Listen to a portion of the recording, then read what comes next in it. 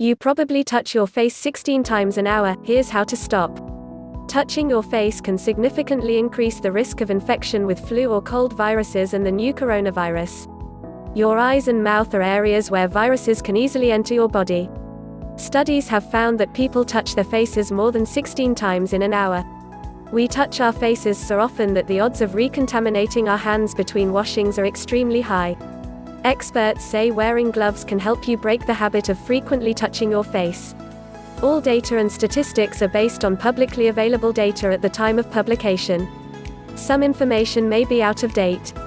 Visit our Coronavirus Hub and follow our live updates page for the most recent information on the COVID-19 outbreak. We all do it. We touch our faces countless times every day. An itchy nose, tired eyes, wiping your mouth with the back of your hand are all things we do without a second thought. However, touching your face can significantly increase the risk of infection with flu or cold viruses, but especially the new coronavirus.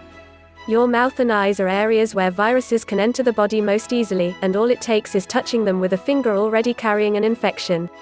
2 ways to transmit an infection according to the Centers for Disease Control and Prevention (CDC) trusted source. The new coronavirus, also called SARS-CoV-2, is transmitted from person to person, like many other respiratory infections.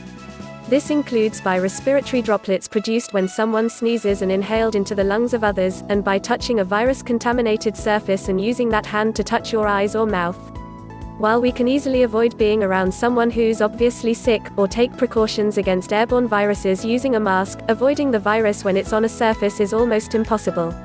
We touch our faces all the time. Scientists researching this behavior find that people are constantly touching their faces. In one 2008 study trusted source, 10 subjects were each observed alone in an office environment for 3 hours. Researchers found they touched their faces an average of 16 times per hour. Another study from 2015 trusted source observed 26 medical students at a university in Australia to discover they touched their faces 23 times per hour. Almost half of the face touches involved the mouth, nose, or eyes, which are the easiest pathways for viruses and bacteria to enter our bodies. Even medical professionals, who should know better, were found to touch their faces an average of 19 times in 2 hours while being inconsistent about observing proper hand hygiene. When actively working, people will often shake their foot, play with their hair, or in these instances, touch their faces. It certainly helps to know when you are most vulnerable to such activities and try to stay aware. During the meeting, or phone call, or while engrossed in work, Dr. Alex Dimitriou, double board certified in psychiatry and sleep medicine and founder of Psychiatry and Sleep Medicine, in Menlo Park, California, told. Hand washing is key, so we take precautions like washing our hands trusted source often and using at least 20 seconds to do so. But this can only help if we also avoid touching our faces, as there's no way of knowing when you've picked up a tiny, and potentially deadly, passenger. According to the CDC, effective hand washing consists of 5 simple steps. Wet, lather, scrub, rinse, dry. However, we touch our faces so often that the odds of recontaminating our hands between washings are extremely high. All it takes is touching a doorknob or similar surface and you're in danger of infection again. A new ring, jewelry, or even a rubber band around the wrist can serve as a reminder to increase awareness of the hands, and ideally to remember to not touch your face, said Dimitriou. Something needs to be different, however, to encourage different and non-automatic behavior.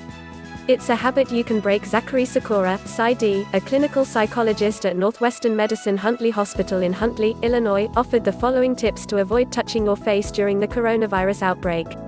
Be mindful about your intention to keep your hands away from your face. Just a brief pause can help you be more aware of what you're doing with your hands, he said. He added that it also helps to place reminders like post-it notes in your home or office so you can see them and remember you want to keep your hands away from your face. Keep your hands busy. If you're at home watching TV, try folding laundry, sort through mail, or hold something in your hands, Sikora explained, adding that even a tissue will do, as long as it reminds you to keep your hands away from your face. He also recommended using a scented hand sanitizer or a scented hand soap to help remind yourself to keep hands away from your face. The smell will draw your attention to the location of your hands. If you're in a meeting or sitting in a class, he recommended lacing your fingers together and placing them in your lap. Finally, if you know you habitually touch your face, Sikora said wearing gloves can be an effective physical reminder. You can wear gloves when you're out in public and most likely to be exposed by touching surfaces that have the virus, said Sakura. Then remove them when you get to your destination. It may be unusual, but wearing gloves at home can also help you break the habit of touching your face.